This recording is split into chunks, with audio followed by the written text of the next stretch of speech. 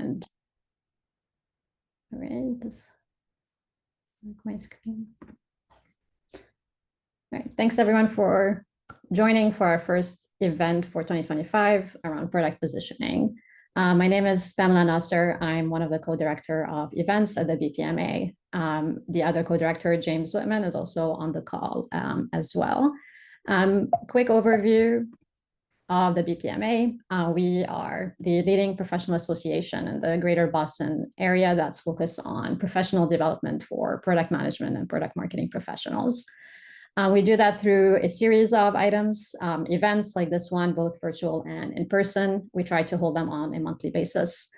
You can also consume our content through our weekly newsletter, as well as content on our website. And we also have a mentorship program if you're interested in either being a mentor or a mentee, as well as our job board for anyone who is seeking new opportunities.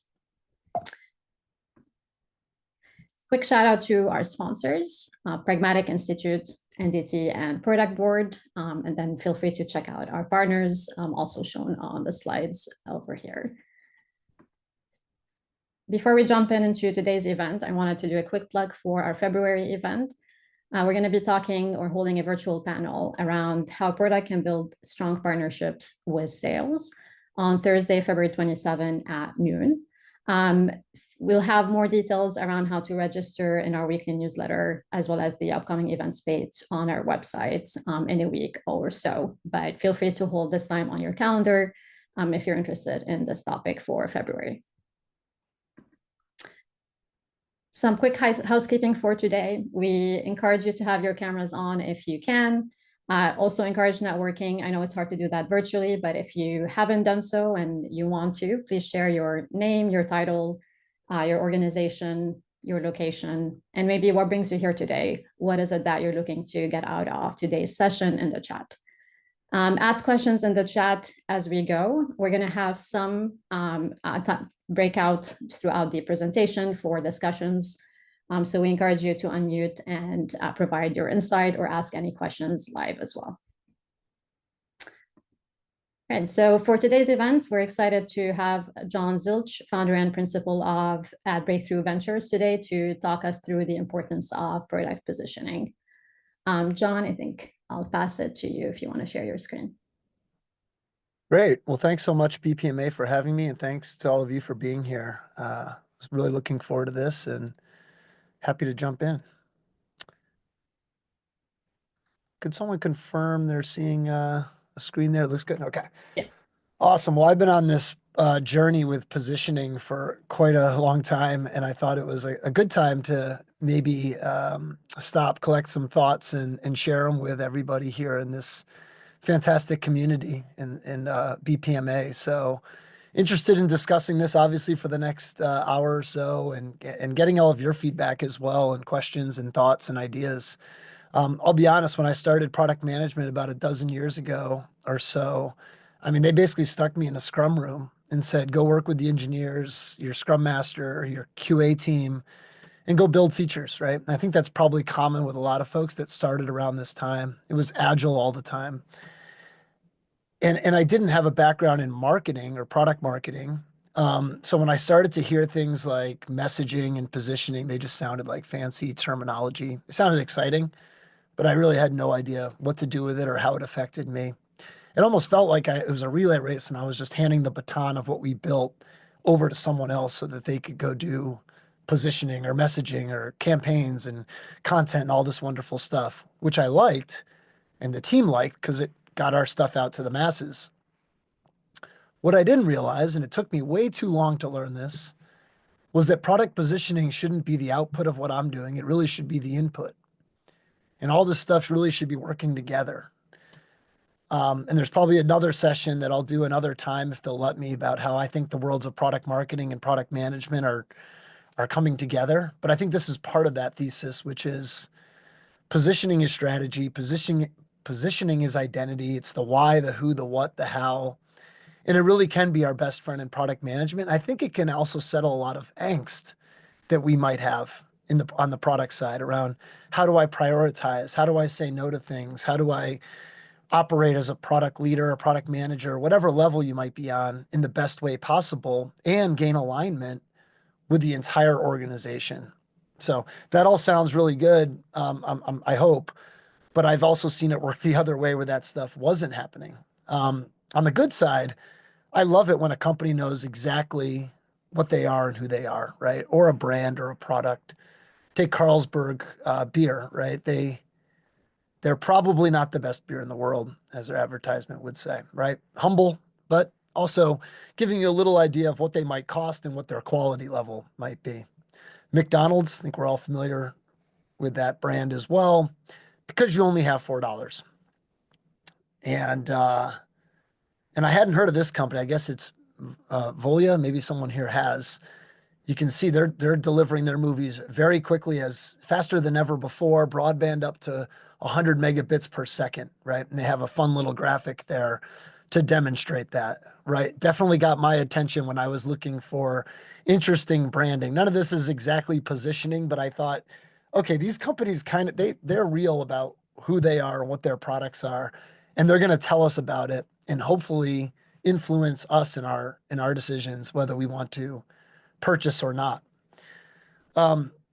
This positioning statement's only a Google search away. This is MailChimp's, but I think it is one of the better examples of a real positioning statement that, again, isn't just going to influence the buyer or the market or the prospect for your tool or your service.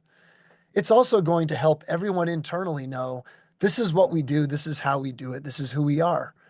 Right? MailChimp is an all-in-one marketing platform for small business. So right away, you're not looking for enterprise features, right? If you're shopping for MailChimp, you're most likely small business, obviously owned by Intuit now, and they're more on the small business side as well. So it makes sense with their corporate brand as well, but they're empowering millions of customers around the world, right? So that broad customer base to start and grow their businesses with our smart marketing technology. And when I see smart, right, I think subconsciously, my brain anyway, thinks I'm going to be paying a little bit more for that, most likely, compared to some of the other services that are in this segment. Award-winning support, okay, well, I want that. That might also cost a few more dollars per month, and inspiring content. So there's a lot loaded into just these two sentences that, again, even if we ended this session right now, we can hopefully see how a positioning statement is going to help me prioritize as a product manager. This is what we're going out and telling the market. We need to be smarter than our competitors. We need to have the best support, right? We need to be able to help creators build inspiring content. So I need some tooling there. Even on the feature side, this positioning statement helps me understand what our investments are going to be and where our investments might be put toward. So like I said, I want this to be interactive. I hope there's a bunch of us on this call. So I'm hoping we can make that happen.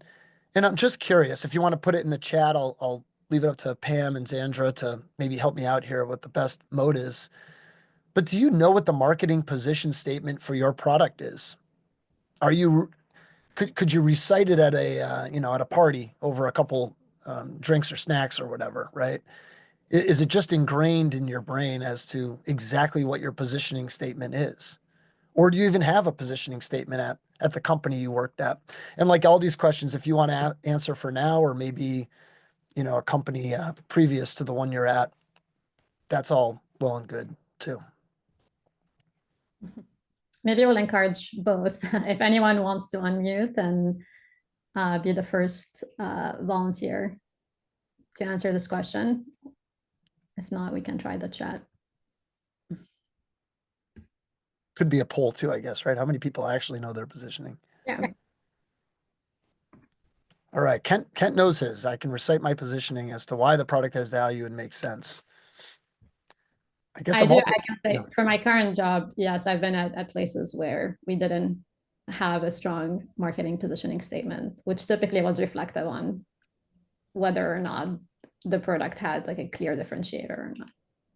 So what happened then? Was there's this absence of a positioning statement, or was everyone kind of making up their own in their mind, or?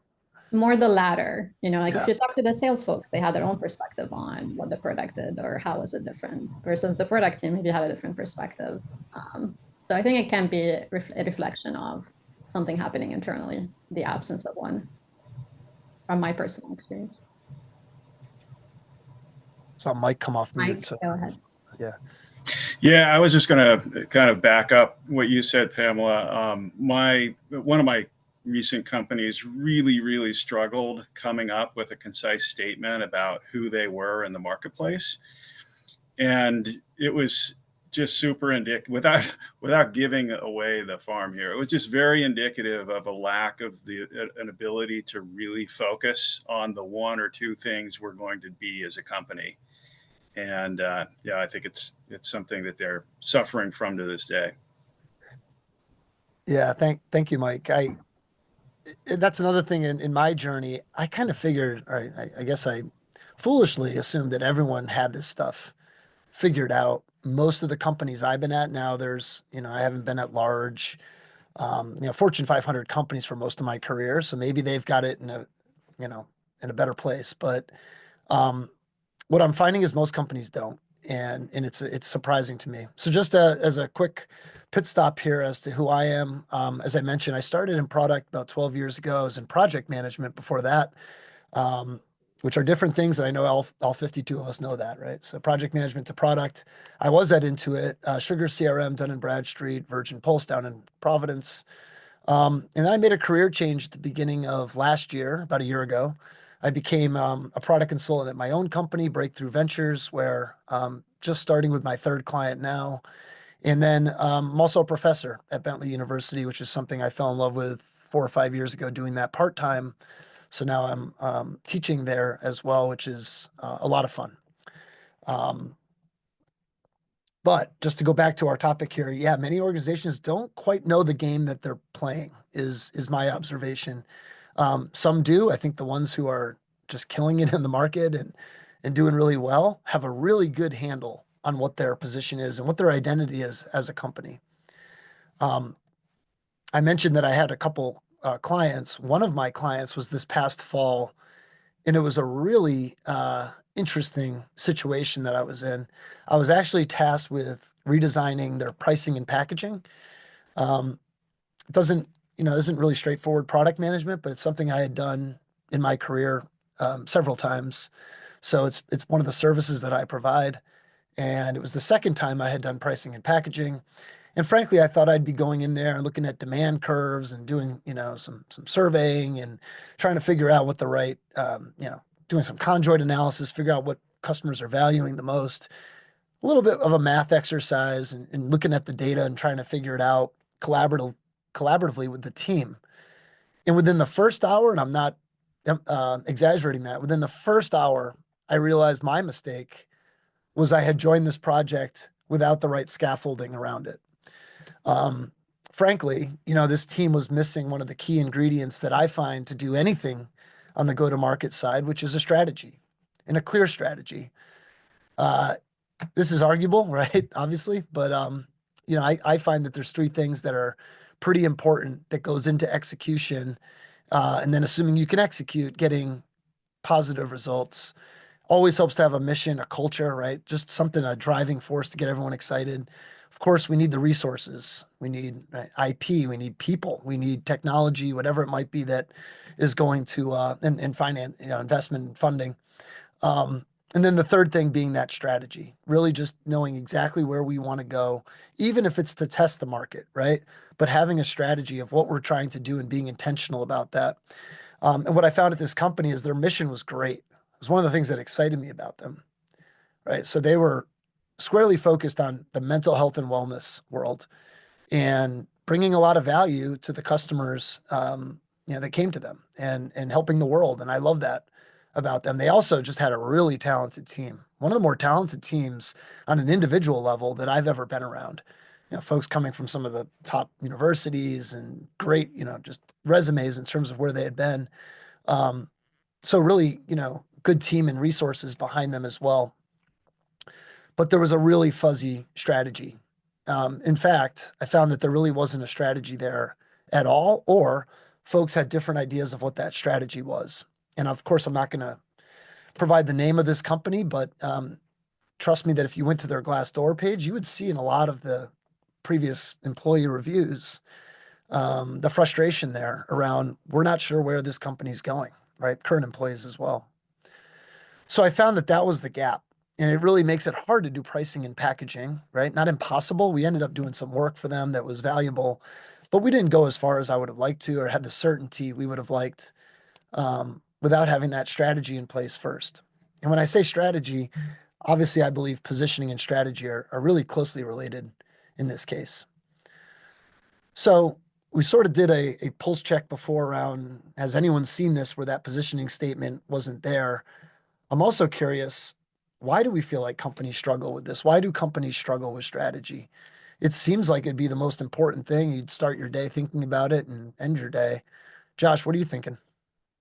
So the thing that pops up in my head, and thank you for doing this, John, by the way, this is great so far, is that most senior leadership confuses strategy with revenue outcomes, right? Like I've so many times, like I've had conversations around like, okay, so what are we aiming for? Like, what's the goal? What's our strategy? And well, our strategy is $50 million this year. Like that's work towards that. And that's not a strategy, right? It's not even a goal, it's an outcome. And so those are the kind of conversations I found myself trapped in a lot. Yeah, I've seen that too. Or we're going to launch this product, by October 31st or something that's not really tied to the strategy. Yeah, I love that. Thanks, Josh. Anyone else? Yeah, this is Dana. I think one of the challenges is just kind of being real concise too with that positioning statement. Because some of the ones you showed, the company I'm with provides a year-round service, to help employees select, the right benefits and to use them and to make sensible financial decisions that save money for themselves and their company. So that's kind of what it does. I mean, our strategy is more we do it through a very high touch service. We've got digital tools, but we have, human beings that meet with people, and do like educational sessions to help them pick the right benefit plans. And then we have advocates that, resolve their, claims billing issues, help them pick the right low cost, procedures and providers and things. So, I mean, it's a very broad set of year-round services. So it's Yeah. kind of, getting it as concise as possible, I think, is something that we're working on. Love it. Yeah, we're going to see concise in a couple slides here. So Yeah. So I think that would be helpful to me is just, how can we really boil it down to like a very concise statement? love it. Is it Abjeet? Yeah, yeah. So I think this is a question which recently, as I completed my master's, and in the class we were discussing the same question in one of the electives for high tech product marketing, and one of the conclusions was that which professor and all the folks came to that a lot of times strategy marketing is different, like two different departments, and we do not view positioning, which is part of the STP, as something which is part of strategy, and it is different from marketing. But I think when it comes to product, tech product, for example, we were doing a kind of case study on Meta's AI glasses, and we kind of after discussion we tried to construct a positioning statement template for all of us to use a simple one so that if we are confused, we could work on that one. So I think it was more about marketing and strategy being one. Yep. Yeah, I love that. And we can talk more about how strategy and positioning, how closely related they have to be. So I'm going to kind of nerd out, which is my typical MO here. I'm going to be a little nerdy about the strategy part. And by nerdy, I mean, I'm going to go to the classical example that was invented in I think it was published in 1980 by Michael Porter. I like the classics. In this case, I think it works as a starting point in terms of what is our strategy. This came from Porter's book, Competitive Strategy, and I like it because it is concise and simple, which is pick one of these four boxes. And again, this can't end here, but I think it's a great starting point, at least for the industries that I've been in, to say, well, what's our advantage? And I'm guessing some people have seen this, so I don't want to bore everyone, but for those who haven't, there's really just two levers here, two options, right?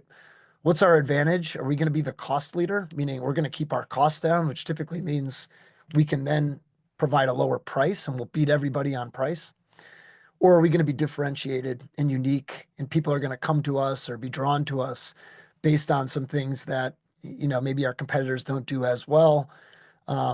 And was it Mike that was speaking before, who was talking about the human touch with this year-long service they provide?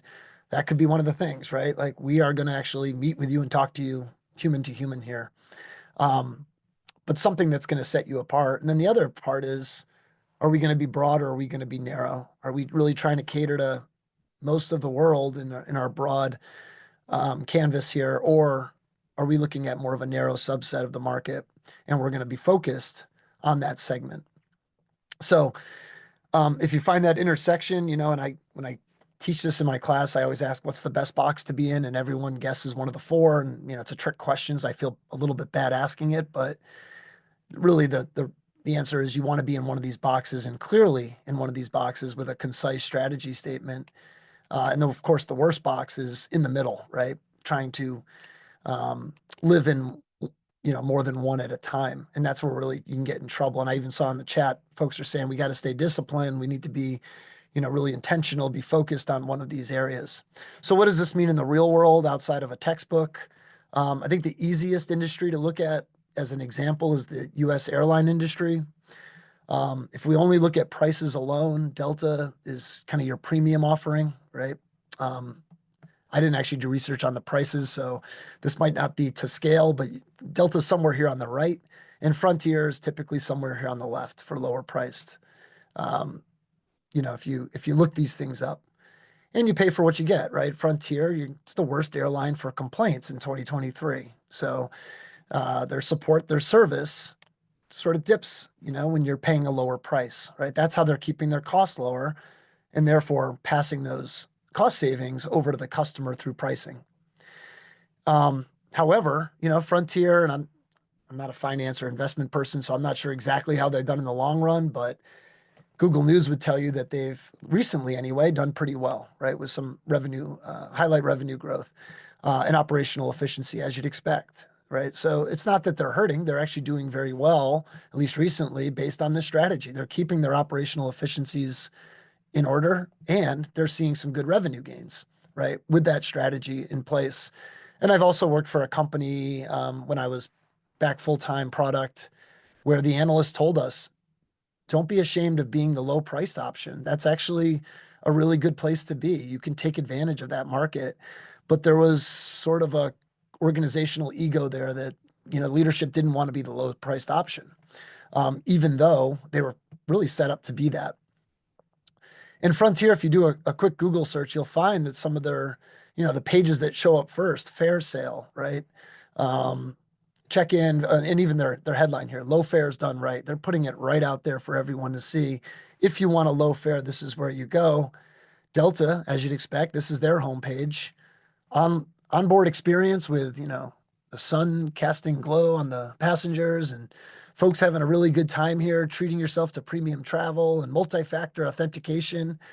Again, as product managers, we can all sit here and go, oh, I guess I'm building multi-factor authentication into my Delta app, right? If I work at Delta, probably not doing the same thing with Frontier, or maybe doing it on a lower scale, right? To provide a different type of service. Because funding, right, is going to be a little bit less at those places where they're keeping their costs lower. So all this stuff really does bleed right into the strategy matrix that Porter created almost 50 years ago. I didn't know about this airline, but when I started getting ready for today, I thought, well, is there another airline that fits into another box? And Avelo Airlines, if that's how you pronounce it, sort of does, right? Their whole idea is, let's be a low-cost provider, but we're going to target those airports that are lesser, less popular. So more of the regional airports and stuff. And you can even see their pages. They've got destinations and new routes, right? So they're branding themselves as that. They want to be able to get you a flight from an airport that typically wouldn't provide it, and they can do it at a reasonably lower cost. So conveniently, right, Delta sort of fits into this box. Velo fits into the focus low cost. Frontier, they're going to, provide their services to as many people as they can. They're going broad, but they will be the cost leader. That is what their intentional strategy is as of today. So I think the airline industry is a good representation of how this matrix could work. And Nike, right, just to switch industries a bit, if we want to go back to positioning statements, you can see where they would fit in as well, right? For athletes in need of high quality, right away, you're starting to say, okay, that's probably not low cost, high quality, fashionable athletic wear. Nike provides customers with top performing sports apparel and shoes made of the highest quality materials. So you can see a little bit more around who they're aiming for. They're aiming for a market that want high quality materials. They're athletes, top performing sports apparel. You're probably looking more to that right side of differentiation, whether you want to call it broad or narrow. We could probably debate that. But you can see where they're starting to pick their box on the matrix. And of course, Nike does pretty darn well for themselves with that intentionality. So this is where I got into trouble, right? When I started my pricing and packaging gig is in the very first hour, I realized I was in trouble. In the first hour, I said, what is the corporate strategy? Are you a low cost solution or are you differentiated? I didn't even talk about the audience. It was crickets. Nobody had an answer on the call. I was in a call with the executive or the leadership team, probably about 7 or 8 people. I had calls later on individually with each of them. They were a little more comfortable answering the question, and each of them picked a different box. The company really didn't know where it fit in. Some people thought they were differentiators. Some people thought they were the low cost solution. Others thought, we're playing a couple different boxes right now. It varied, which is definitely not what you want organizationally. Curious to hear from all of you. Does anyone have a good story here around corporate strategy or feel like you even could pick a box for your company if you had to? Well, this is Dana. I think the size company that you pursue kind of ties in a little bit with the strategy, or do you? In other words, if you're going for large enterprises, that's different than say small, medium-sized businesses, and that's what I always get with our leadership team. The features that you offer, vary depending on the sweet spot or the target market that you're going after. So that's a big thing that we always try to do is say, what's the ideal customer? How does that fit into your strategy? Because, the smaller companies aren't going to have as much money. So you are going to have to be a lower cost. Yeah, that's interesting, Dana. Are you implying that maybe start with that ideal customer profile and work into the strategy from there, or did I hear that wrong?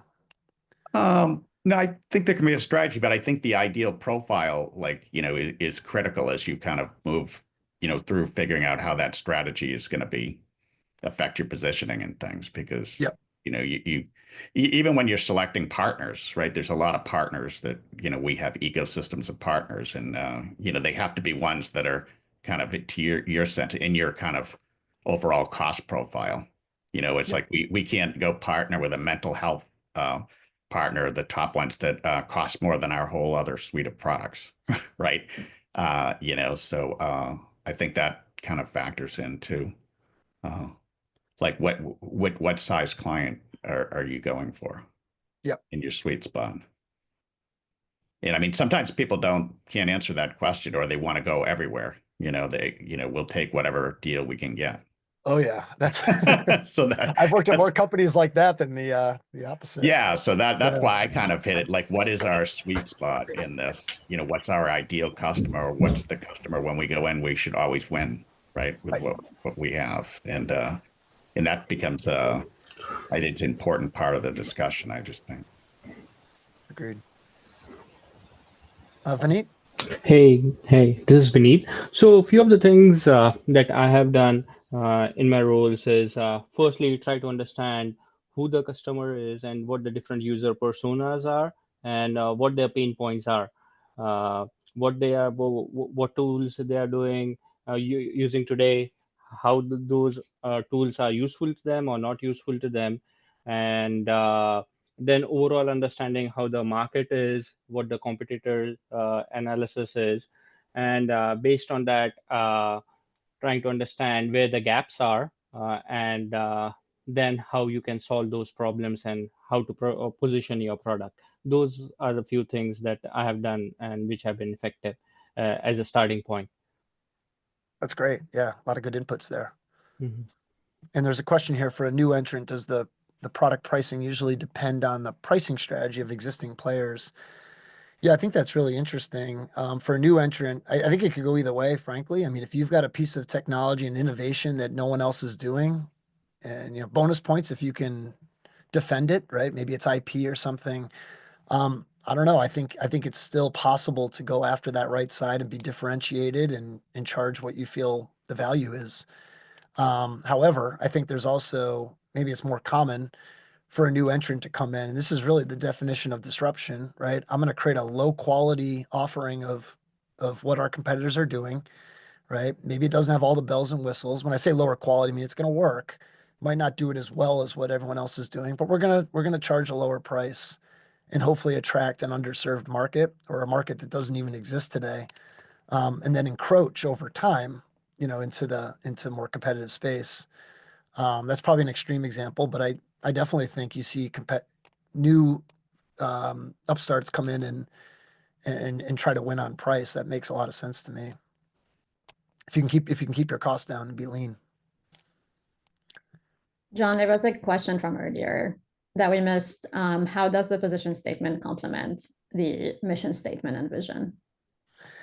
Yeah, I think it depends. I mean, I think if your target market values that mission, right, and of course you have a strong mission. I guess with like MailChimp, for instance, right, it's a little harder to put together a mission unless you're saying, hey, we're helping small businesses, survive, and that's really important to us, right? And then people can glom onto that. So it's a little bit of mission, a little bit of brand, and I think working that into the positioning statement, as long as it's genuine and you can back it up with what you're doing, I think it's definitely a good lever to pull.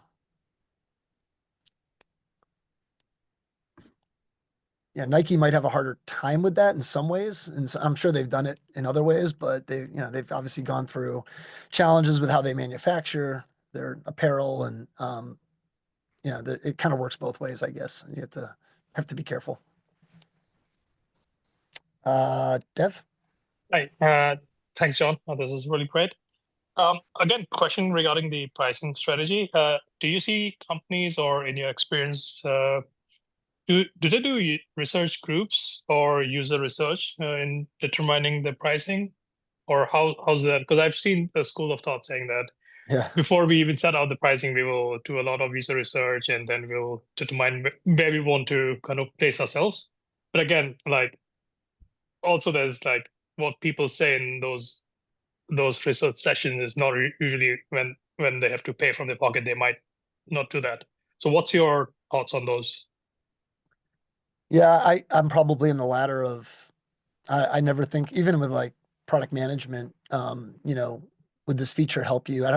Surveys are tough. I don't think surveys give you as the validation you might want. I know, like, was it Westendorp, pricing tests, you could do those. And I think maybe for a B2C, it makes more sense if you could, just poll everyday people and say, hey, what would you pay for something like this? And if you give them a few options, they'll pick the option that makes sense to them. I think there's some value there if you have the investment to do it. But in the B2B landscape, what I've always found to be best is just arm a sales team with a new set of pricing and packaging, assuming you can get away with that and it's not going to seep out into your partner network, and just go and get real feedback from a true sales motion. And just being able to toggle that price point as you go is a better test on the B2B side. Got it. Thanks. I'm bad with pronunciations. Is it Alexi? Alex. I'm just curious if you're seeing sometimes with the positioning, it's your value prop too, right? What's your value proposition? How do you position yourself? And right now, I think there's a lot of companies, and it's always has been over time, introduction of technologies, et cetera. The value proposition and the positioning might need to shift. And that might be Yeah. going back to your consumers and understanding your users and what changes they're going through. But also right now where we have so many, the integration of AI in so many things where people are like, well, maybe I don't need this marketing group anymore. We can do that inside. We have all this skills and abilities right now. And again, that shift on what is our value proposition, you know, if people don't need us anymore or are turning to other alternatives. So just curious to know if you've been dealing or seeing any of that or an increase in that lately. That's a great question. I think maybe to generalize it, you know, how does it change over time? And I almost said it on the previous slide with strategy, because I get that a lot, which is, can I move from one box to the other, if you will? Can I change my strategy? And, you know, I guess on a corporate level, like Tesla, right? They're trying to move down market. They're trying to be more of an everyday car brand now. And that's always been their strategy, you know, so whether that they're going to kind of divvy that up by brand and have one brand being for, you know, to compete with the Fords and Toyotas and another being your premium car brand. I think that's one challenge that I see companies face is how do we kind of, you know, move across these different strategic initiatives. But I think with positioning, you're 100% right. And I feel like, you know, and you'll see it in a slide I have coming up, but just being able to constantly calibrate it based on the feedback and the market performance, the sales performance that we're having and where customers are leaning toward now. It's a little bit exhausting, but I don't think it ever stops. I think that analysis has to, you know, continue in perpetuity. So you're keeping your finger on the pulse of what the market needs and how their taste might be changing. Yeah, I don't know if I'm answering your question though very well. You're on mute, Alex. No, I think that's right. I think, you know, I don't think that anything stands still. So I think you always do have to evaluate that. And it may be that your mission can be pretty solid, but your positioning is going to have to change based on changes in the market.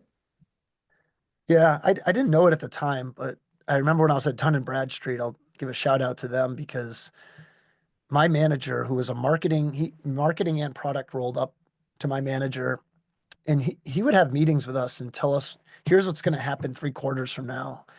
And it wasn't so much changing taste with our market, but it was just, here's how our strategy is going to play out. And I was always impressed. I was always like, wow, this is really, you know, the foresight here is amazing that we're looking that far ahead and that the things we're doing now are going to lead to that. And yeah, I mean, again, I think the best companies in the world are thinking that way and doing positioning and planning for not right now, but for maybe next year or the year after. You bring up a great point about AI too. I mean, I think that's forced everyone to change how they think about their offering in the I think software. as individuals too, as individuals and our roles and how do we utilize and partner with AI. That also affects businesses that it can affect a lot of businesses that have relied on a certain way of doing things where now a lot of companies are being empowered. Right. Yeah, interesting times. So, I mean, it's pretty easy to sit here and just look at these 4 boxes, but what typically happens, at least I've been in B2B software, so I'm a little bit biased in that direction, but you'll have a few companies that want to live in the same one, right? You'll have a few companies that want to be differentiated. So then the question is, well, how do we set ourselves apart from the folks that also want to be that premium offering, that unique offering? What do we pick as our differentiation strategy? And I'll open this up again to the floor. Curious what you're doing today or what you've seen in the past. Doesn't even have to be a company you've been at, but how might a company position itself if it wants to be differentiated? What are some of the things they could pick out? And Dana mentioned Dana, don't let me put words in your mouth, but I think you mentioned that human touch, right? That personalized engagement and support. I see that one all the time as being a great differentiator in the market. Yeah, it like a lot of it depends on the industry. Again, back to your sweet spot. You know, if we're working with a lot of like retailers, you know, hospitals, manufacturing, blue collar workforce. They're not all, the digital native, people. And I mean, we have whiz bang decision support tools and all kinds of other things, but we do differentiate on, being able to talk through it with a person, go through like a high deductible plan versus a PPO plan, help them choose the right, plan, help them add, critical illness and accident insurance to a high deductible. So that's the differentiation. But people were talking also about AI. What's interesting is, we initially started using AI to actually have our advocates, the people that talk to the people on the phone, get quicker and better answers and things like that. So that's another way you can use AI to help improve your human touch. A lot of the world is jumping to the intelligent agents and chatbots that, answer all the questions through AI. So, and we're looking at that. But yeah, that is a differentiator. But again, that gets into your ideal prospect. I was talking about our sweet spot. If it's one of these people that has that more blue collar workforce, retailers, Yep. then that's where we're going to differentiate. We're not going to, a software company with, people that just love everything digital, mobile app, that's not going to be necessarily in the sweet spot, or maybe financial services with a big white collar workforce. I So, think of also Airbnb and the changes that they went through. Airbnb differentiated themselves because people were opening their homes and people were getting an experience, local experience, cultural experience. And it was also a big price difference between that and hotels, right? So, and they needed that to be able to expand their market share. So Yep. they've expanded their market share, and now they're pricing because of all their additional fees. People are saying, wait a second, that's the same as a hotel room. I don't know. I'm not saving anything here. Yeah. And They now loved you it. see these commercials that are out there where it has, someone at someone's home and they're actually having to clean the pool out at the home, at the Airbnb home, and they're cleaning the pool out and the child's playing by themselves saying Marco Polo, but no other children around. And they said, you could have this instead. And the hotel's a clean pool. They don't have to clean the pool. The child has friends. So you're seeing this shift in the market right now. And you see that with Uber and all of these, where they started off where they were very, very competitive in regards to price. Had you trying new things having new experiences, then having people sort of accept it as the norm. But now there's this shift because of the pricing that people are starting to go back to, private taxis and, things of that sort. So it's interesting to see the market shift. That's great too. You just mentioned, so I have 9 on the right side of the screen that I'll share in a second. 9 things that I could think of that would, or 9, I guess, categories that you could differentiate yourself on. Alex, I think you mentioned 2 of them, price and experience, right? Those were 2 of the big ones that I could think of. I would love to get to a dozen or so, because I'm sure I forgot a lot. I was just doing this from top of my head here. But what are some of the other things that you could differentiate yourself on? I'll check the chat too, in case people feel more comfortable there.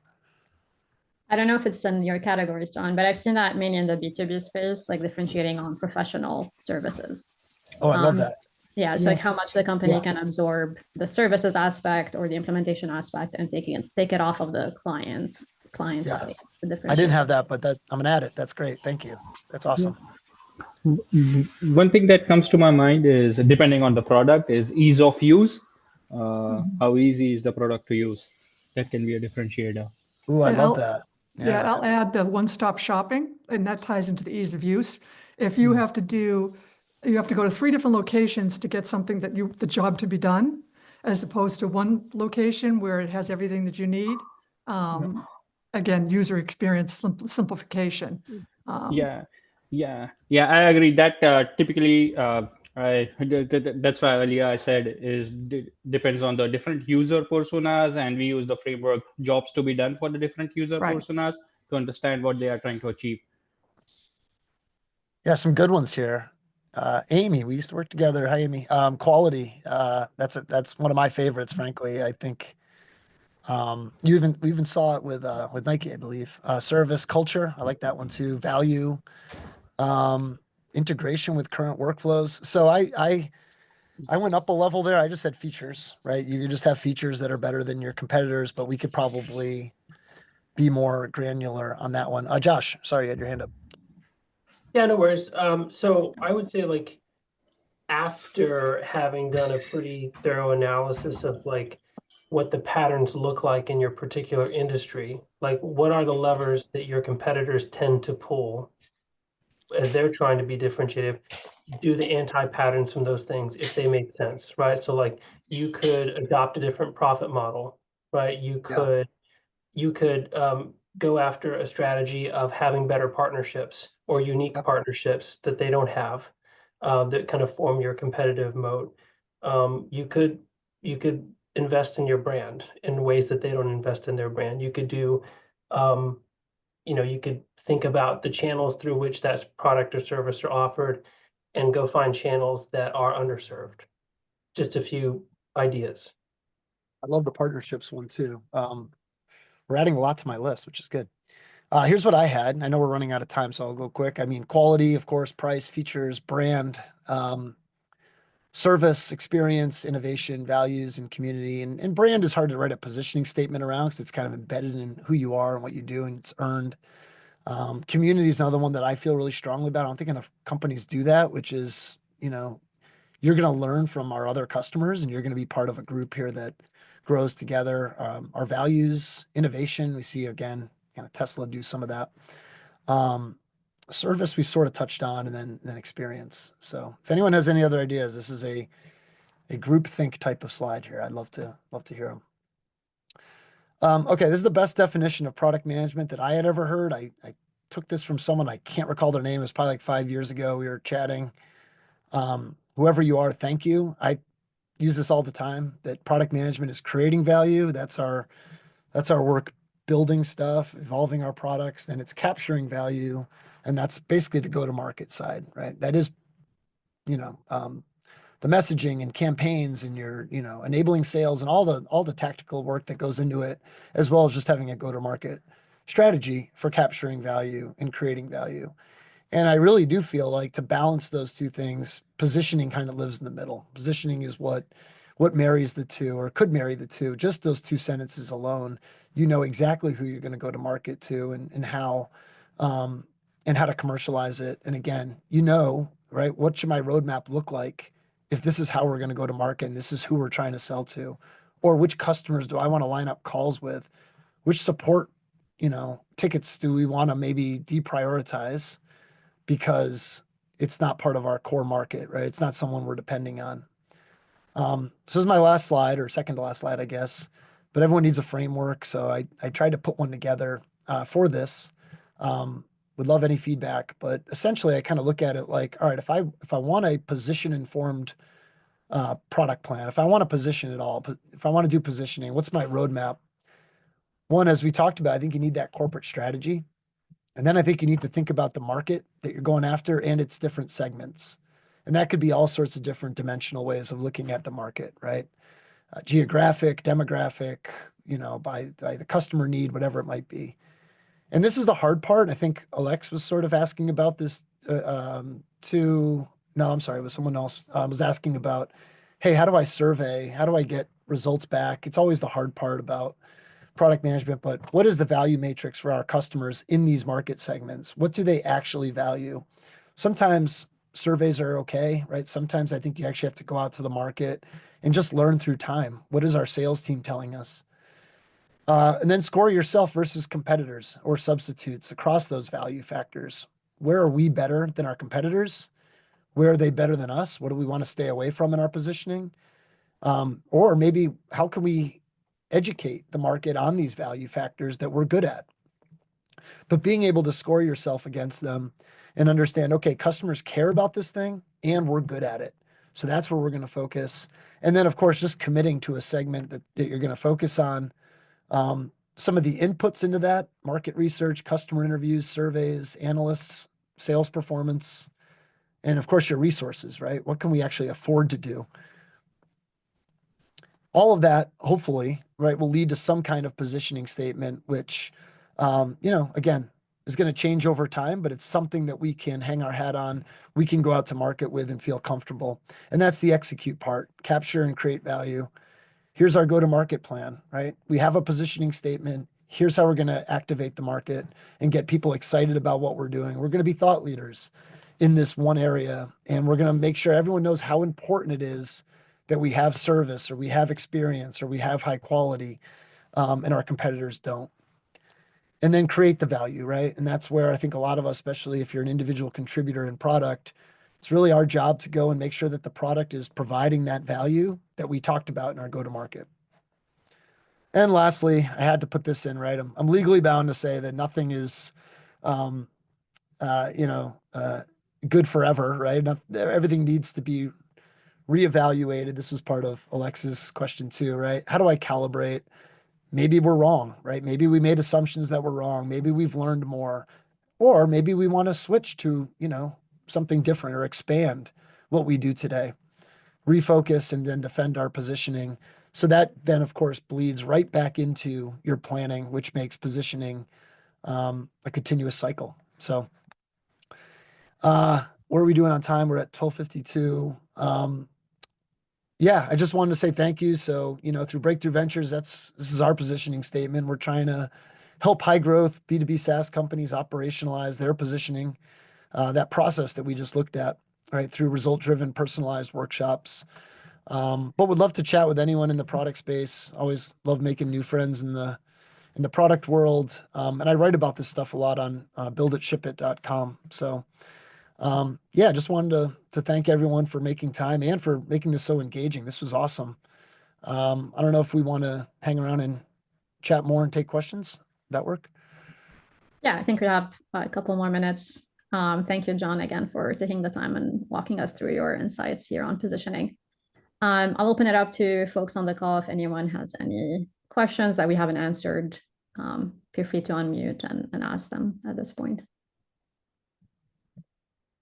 Or want to share their strategy or positioning experiences. I would love to hear more people who have lived through this.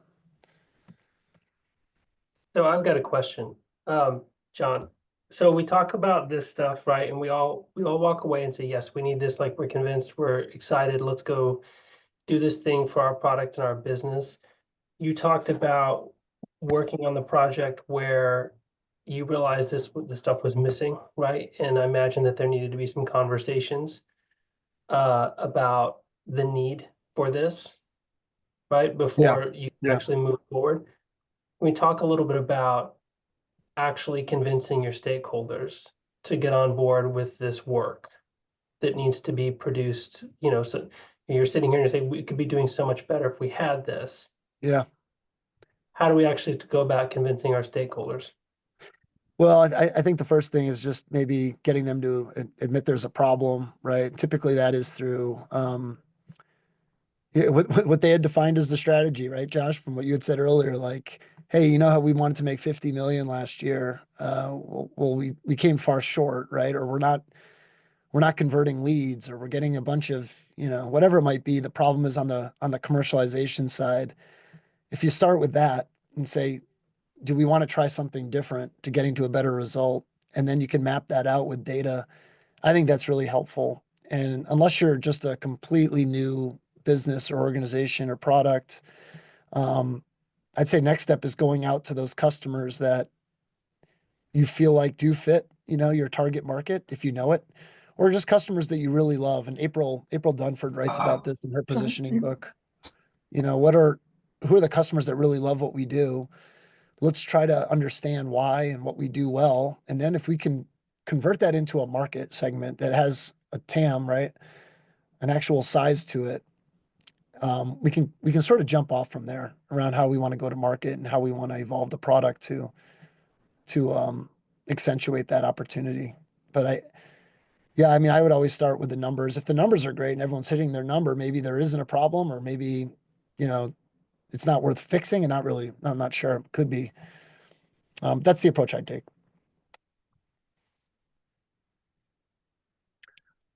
Hi, it's Kent. I wanted to chime in on that, actually, if you don't mind. That, I think that having a vision which encompasses how you're different and why your product matters is critical. And both building it in terms of landing on what's the strategy and what's the vision that that strategy elaborates, right? And then communicating it across the team is so critical to get everybody focused on the things you're trying to do and why you're here. And I think it can, you know, giving people a purpose and a reason why you're here, what you're doing to make a difference in the market. We're not just showing up as another widget, right? We're a widget that's great because we do some good stuff for some specific people, right? And that really helps to get people believing in their jobs for one thing, but also committed to hopefully helping, right? Ken, I'm so happy you said that. I think just getting folks excited about the company is something I probably should have mentioned earlier on. That's so important, right? Is you're just going to get better performance from your team if folks are energized around your vision. You actually said it in your tone. You were good. Okay, thank you. Glad I subconsciously got there. Yeah. Go ahead. I think we have time for one more question. Okay, I was just thinking about, you know, also learning to or understanding where people have doubts or questions about their customers and their consumers that they don't have answers for. They're guessing, they're wondering, they're estimating. And if you have a strong user experience researcher on board, strategic, that can take those questions and come up with a way to conduct some research to understand, to get to the bottom of it. The findings from that, you know, sharing those findings in a compelling way can be a way to help leadership understand that there might be a need to shift positioning. Again, it would be also the more you can involve product and marketing and et cetera, sales in that process, the better.